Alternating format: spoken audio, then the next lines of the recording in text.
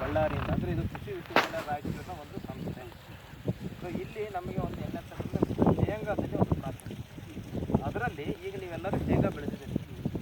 ಶೇಂಗಾ ಬೆಳೆದ್ರೆ ಸುಮಾರು ಒಂದು 21 ದಿವಸ ಆಗಿದೆ, ಒಂದು 15-20 ದಿವಸ ಆಗಿದೆ. ಈಗ ಏನು ಮಾಡಬೇಕು ನೀವು ಅಂದರೆ ಶೇಂಗಾದಲ್ಲಿ ಮೊದಲನೇದಾಗಿ ಈಗೇನು ಕಡೆ ಎಡೆ ಕುಂಟಿ ಹೊಡಿತಿರಲ್ಲ, ಇನ್ನೊಂದು ವಾರ 10 ದಿವಸದಲ್ಲಿ ಆ ಸಮಯದಲ್ಲಿ ತಪ್ಪದಾಗೆ ಜಿಪ್ಸಮ್ ಹಾಕ್ತಾರೆ.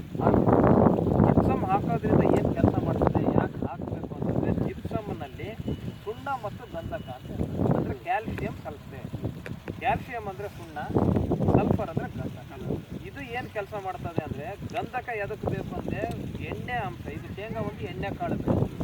ಇದರಲ್ಲಿ ಎಣ್ಣೆ ಅಂಶ ಹೆಚ್ಚಿಗೆ ಮಾಡಬೇಕು, ಕಾಳು ತೂಕ ಹೆಚ್ಚಿಗೆ ಆಗಬೇಕಂದ್ರೆ ಗಂಧಕ ಬೇಕೇ ಬೇಕು ಶೇಂಗಾ ಬೆಳೆ.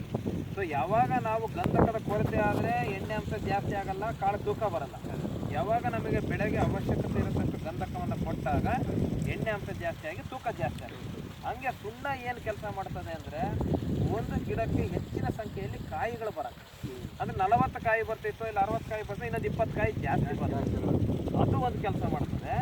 ಎರಡನೇದು ಸಿಪ್ಪೆ ದಪ್ಪ ಆಗಿ ಕಾಳು ಸಣ್ಣದಾಗ್ತದೆ, ಅದನ್ನು ಕಡಿಮೆ ಮಾಡ್ತದೆ. ಅದಕ್ಕೆ ಎಲ್ಲರೂ ತಪ್ಪದಂಗೆ ಜಿಪ್ಸಮ್ ಹಾಕಬೇಕು. ಆಯಿತು, ಹಾಕಿ ಮುಗೀತು, ಹಾಕಬೇಕು. ಇಲ್ಲಾಂದರೆ ಈ ಸಮಯದಲ್ಲಿ ಹಾಕಬೇಕು. ಜಿಪ್ಸಮ್ ನೀವು ಹಾಕಿದ್ರೆ ಆಲ್ರೆಡಿ ತೊಂದರೆ. ಒಟ್ಟು ಶೇಂಗಾ ಬೆಳೆಗೆ ಜಿಪ್ಸಮ್ ಅವಶ್ಯಕತೆ ಇದೆ. ಎರಡನೇದು ಇನ್ನೊಂದು ಏನಂದರೆ ಈ ಶೇಂಗಾ ಬೆಳೆಯಲ್ಲಿ ಲಘು ಪೋಷಕಾಂಶಗಳ ಕೊರತೆ ಕಂಡು. ಅದು ಏನು ಕೊರತೆ ಅಂತಂದರೆ ಒಂದು ಇಲ್ಲಿ ಕಬ್ಬಿಣದ ಕೊರತೆ, ಐರನ್. ಕಬ್ಬಿಣದ ಸಲ್ಫೇಟ್ ಅಂದರೆ ಐರನ್ ಸಲ್ಫೇಟ್ ಪ್ರತಿ ಎಕರೆಗೆ ಒಂದು 6 kg ಇಂದ 8 kgವರೆಗೆ ಪ್ರತಿ ಎಕರೆಗೆ ನೀವು ಐರನ್ ಸಲ್ಫೇಟ್ ಹಾಕಬೇಕು. 6 ರಿಂದ 8 kg ಒಂದು ಪ್ರತಿ ಎಕರೆಗೆ ಹಾಕಬೇಕು. ಇದರ ಜೊತೆಗೆ ಸತುವಿನ ಸಲ್ಫೇಟ್, ಸಲ್ಫೇಟ್ ಸಹಿತ ಕೊರತೆ ಕಂಡು ಬರ್ತದೆ.